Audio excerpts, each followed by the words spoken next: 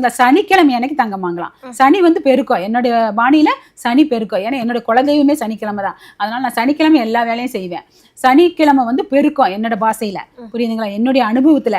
அப்போ சனிக்கிழமை அன்னைக்கு தங்கம் வாங்குங்க, தங்கம் சேர்ந்துட்டே இருக்கும். குரு வரையில தங்கம் வாங்குங்க, குரு பணம் சேர்ந்துட்டே இருக்கும், தங்கமும் சேர்ந்துட்டே இருக்கும். இந்த மாதிரி செய்யலாம். நீங்க ஒரு நிலம் பார்க்க போறது அப்படின்னா நீங்க புதன் உரையில போகலாம். புதன் தான் மண்ணுக்கு அதிபதி. புதன் உரையில போகலாம். சரிங்களா?